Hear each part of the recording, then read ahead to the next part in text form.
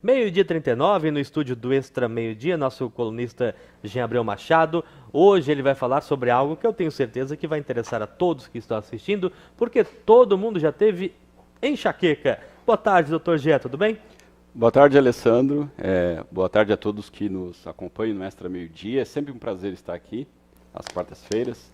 E eu vou pedir que tu me permita falar um trechinho um pouco antes que você falou do motociclista ali, né? Por favor. Que eu acho que é um serviço de utilidade pública, inclusive. Né, tu falou muito bem, eu sou motociclista há quase 30 anos e nunca sofri um acidente, nenhum acidente grave. E daí vão falar, mas o Dr. G usa a motocicleta só para recreação, por isso que isso não acontece. Já usei para ter que trabalhar, já usei para estudar. Hoje vim de motocicleta para cá e eu costumo dizer que o motociclista, mesmo tendo a razão, pode perder. Então, por isso é importante a gente ter muita atenção. E gostaria de chamar também a atenção, porque agora com a pandemia a gente teve um aumento das entregas, né? Quando fechou os restaurantes, as pessoas ficaram em casa, as entregas de refeições. E aumentou o número dessa classe de trabalhadores, que eu respeito muito, né? Mas às vezes no afã de levar comida quentinha ou poder, né, entregar pelo aplicativo, acabam correndo um pouquinho. Então tomar bastante cuidado, né? Porque eu que trabalho inclusive no centro cirúrgico, a gente sabe que sempre quem sai em desvantagem num acidente é o motociclista geralmente com lesões graves, né? Então evitar que isso aconteça, que mais acidentes aconteçam, para a gente não perder vidas ou então pessoas que fiquem com sequelas, vamos respeitar as leis de trânsito, muito importante. Muito importante destacar, pelo menos eu vejo com frequência motociclistas de entrega, né, com a caixa atrás, fazendo manobras e ultrapassagens em velocidade muito alta, exatamente porque provavelmente ganham por entrega e aí querem fazer o maior número de entregas por dia, mas a gente tem que se preocupar sempre com a nossa vida, né? Eu costumo dizer, claro, né, todo mundo precisa sobreviver, mas o que a gente tem de maior valor e que não tem preço é a nossa vida, né? Ou então pode ficar com uma sequela e não conseguir mais trabalhar. Então tem que tomar bastante cuidado. Mas hoje nós vamos falar sobre uma patologia que atinge até um número considerável de pessoas, até 20%. Estima-se que até 20% da população mundial sofra de enxaqueca, né? Às vezes bastante confundida com outras dores de cabeça. Mas a característica da enxaqueca, que vem a ser uma doença que provavelmente tem um caráter hereditário, atinge um pouco mais as mulheres, até porque uma das coisas é a alteração hormonal, e geralmente ela é de um lado do crânio, na face, pedaço da face, não quer dizer que ela não possa acontecer dos dois lados, ela é pulsátil, ela pode durar, a dor em si, algumas horas, ou inclusive dias, e as pessoas que sofrem da enxaqueca sabem muito bem do que eu estou falando. A pessoa consegue até prever quando a dor vai chegar. Até as outras pessoas falam, né? Tu tem bola de cristal para saber que a dor está chegando? Então é uma das características da enxaqueca. Essa dor pulsátil pode levar a náusea, vômitos, o que a gente chama de escotomas, que são pontos escuros ou cintilantes, algumas figuras, alterações geométricas da visão, né? Além de depressão, distúrbios do humor e outros sinais e sintomas bem característicos. Até eu vou pedir para a Amable para a gente colocar ali, só para a gente exemplificar algumas diferenças, né? Geralmente, não sei se já estão vendo aí na tela, esse tipo de cefaleia que acontece um pouquinho mais ali na frente do crânio, ela é chamada de cefaleia tensional, aquela anterior ali na testa. Essa mais rara e que chega a acordar o paciente, chamada de cefaleia insalva. A enxaqueca em si, agora acho que a próxima imagem é de sinusite, a enxaqueca, né? Temos a imagem da enxaqueca, que geralmente, como eu falei, é de dos lados, né, da face do crânio, mas pode acontecer dos dois lados. E agora um exemplo de que nem toda dor de cabeça ela é exclusivamente uma patologia e ela pode estar refletindo um outro problema, que é a cefaleia causada, por exemplo, por um problema nos seios da face, a sinusite, né, que é uma cefaleia que dá um pouco mais na face. Esse é um exemplo, Alessandro, que a gente sempre tem que consultar o médico. Tem gente que acha que tem enxaqueca e na realidade pode ter um cisto em um dos seios, né? Seio paranasal, por exemplo. E aí o médico otorrinolaringologista poderia resolver esse problema. Sempre que eu falo de uma patologia, eu falo qual o médico que diagnostica e que trata isso aí. Geralmente o médico neurologista, mas o médico clínico também.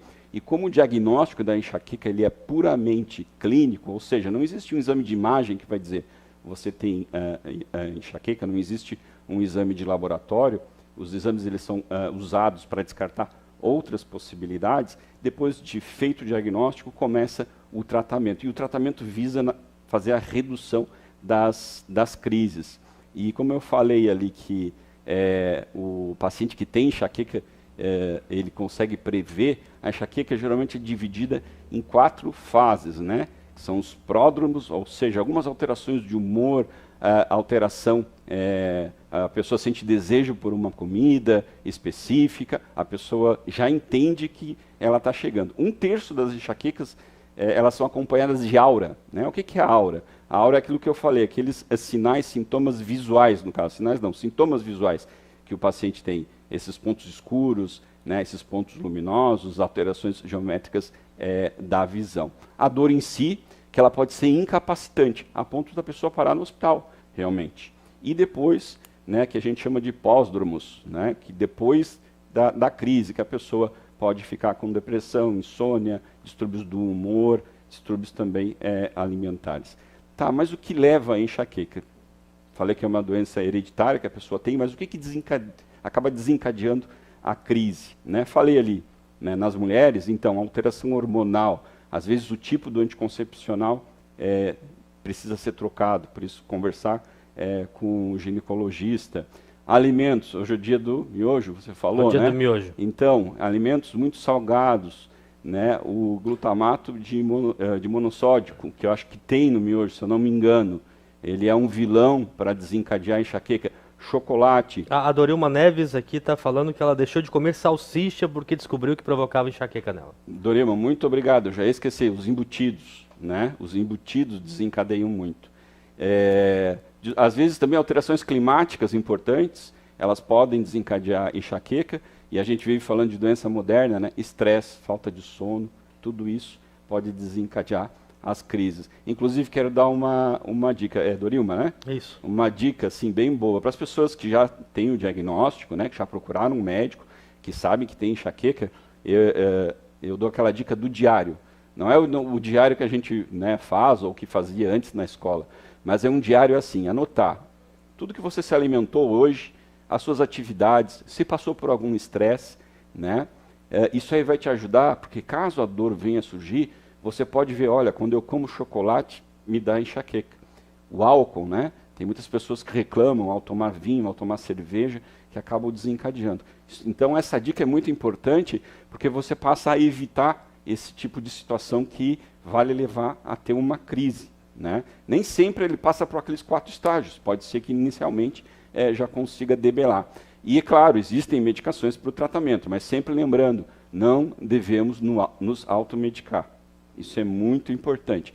Existem analgésicos, anti-inflamatórios, alguns remédios para evitar, mas a pessoa só vai usar essa medicação com a orientação do médico. E ela pode ser usada até mesmo antes da dor aparecer. Isso aí, sempre eu gosto de frisar aqui, para não estimular a automedicação. Até isso pode ser um problema para a dor de cabeça. Eu estou surpreso ao descobrir que a enxaqueca não é a dor de cabeça. Então, eu brinco, às vezes brinco, né? Os pacientes falam, eu tenho enxaqueca, né? Enxaqueca, o que a gente chama, é um tipo de dor de cabeça, ou cefaleia, mas nem toda dor de cabeça ou cefaleia é enxaqueca, né? Então, por isso que é importante a consulta com o médico. Senão a pessoa começa a copiar o tratamento do vizinho. Tem um vizinho meu que falou que para enxaqueca, esse remédio que ele toma é muito bom. E não tem nada a ver com enxaqueca. Digamos que a pessoa tem algum problema, como eu falei ali, né? Uma sinusite, que é uma inflamação ou infecção dos seios da face, vai perpetuar aquilo ali, pode inclusive fazer uma fístula, uma doença pior, porque estava se tratando como enxaqueca e não é. E como o diagnóstico é clínico, é importante esse acompanhamento, buscar o seu médico de confiança, neurologista ou clínico, para que ele possa lhe orientar e também orientar no tratamento. O Amari Rodrigues manda aqui, grande médico. Eu tinha muita Então, enxaqueca, obrigado, eu tinha muita enxaqueca depois que fiz bariátrica, 8 anos. Eu tinha muita enxaqueca e depois que eu fiz bariátrica, 8 anos, não tive mais. Tem alguma coisa a ver com a gordura? Tem. Então, assim, a enxaqueca ela não é assim só esses alimentos. Tem algumas pessoas que têm enxaqueca e café ou chocolate não desencadeia. Tem outras pessoas que desencadeia. Por isso do diário, né? E a gordura pode ser uma das coisas. A alimentação copiosa também, né? Pode ser uma das coisas que desencadeia a enxaqueca. Tomar cuidado. Outra coisa que é muito importante e que é uma doença moderna também, uma mania de todo mundo, né? O intervalo das alimentações, o jejum, né? Às vezes eu sou uma pessoa muito ocupada, eu só consigo tomar o café da manhã e depois eu vou só comer lá no meio da tarde, final da tarde. Então, assim, regrar, não ficar muito tempo em jejum, que pode desencadear também a enxaqueca. Aquela história, comer menos, intervalos mais seguidos, no caso. A Dorima está dizendo que foi mais ou menos o que ela fez, a questão do diário, até descobrir o alimento que desencadeava a enxaqueca. Doutor Jean, o que eu faço quando tenho uma crise de enxaqueca? Então, as pessoas que têm enxaqueca, normalmente, o pessoal fala assim, tá faltando trabalho toda vez que tem a dor de cabeça. Porque assim, a pessoa que tem enxaqueca, ela não pode ir com a luz, né? A luz vai piorar a dor, o barulho vai piorar muito a dor. Então, o que a pessoa faz? Além de procurar, né, os analgésicos, quando indicados pelo médico, um soninho, né? Parece besteira, né? Mas tentar repousar, tentar ir para um ambiente mais escuro, sem barulho, evitar o estresse, né? Evitar pensar, né, nas coisas que nos preocupam no dia a dia, tudo isso aí pode ajudar. Tem trabalhos mostrando que a meditação, quem consegue fazer meditação, que auxilia muito, ou para diminuir a dor, ou até mesmo para não deixar ela chegar. Então, essa dica que a pessoa que tem enxaqueca, ela consegue, entre aspas, prever, né, que ela tem os pródromos da enxaqueca, ela já pode começar esses exercícios antes. Lembrar que a prática de exercício também, ela evita, mas não deve ser feita durante a crise. Inclusive, exercício extenuante pode desencadear a crise, então tomar cuidado com isso, né? Então, resumindo, evitar os alimentos que acabam causando, tentar, né, descansar, sono, um local, um ambiente calmo, longe de barulho, com luz, diminuir a luz, né, ou escuro. A acupuntura ajuda? Ajuda. Você sabe, Alessandro, é muito interessante um trabalho mostrando que não não apenas na cefaleia tensional, mas também na enxaqueca, a acupuntura ajuda. E tem nos Estados Unidos eles estão usando também muita toxina botulínica. Mas o Botox, o dito Botox. Mas então para ficar bonito não vai ter, aí ficar bonito não tem enxaqueca. Porque diminui a tensão, porque a toxina botulínica, justamente o mecanismo de ação dela, é paralisar aqueles músculos da face e da cabeça, por isso que tira as expressões mais marcadas da pessoa, e isso aí também está ajudando no tratamento da cefaleia tensional e da enxaqueca. Doutor Jean, só para a gente finalizar, a gente fala sempre sobre a automedicação, e aí tem tudo a ver com a enxaqueca, porque a questão da dor de cabeça, ou está com algum sintoma, a pessoa vai lá e copia, como você disse, o tratamento do vizinho. Existem aqueles remédios na farmácia que eles estão à disposição, estão na frente do balcão. Os antigripais, tem os analgésicos e tal. A gente, quando tem algum sintoma de resfriado, de gripe não, resfriado, a gente também não deve tomar automedicação, não é indicado. Mesmo aqueles que estão disponíveis na farmácia.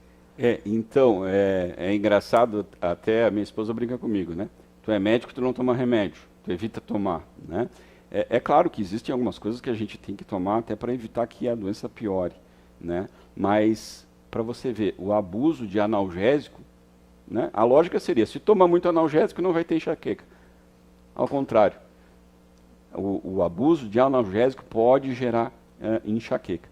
É claro, no quadro gripal, a pessoa pode fazer uso de um paracetamol, uma dipirona, né? Tá com febre, mas sempre tomar cuidado, a gente pode mascarar uma coisa pior.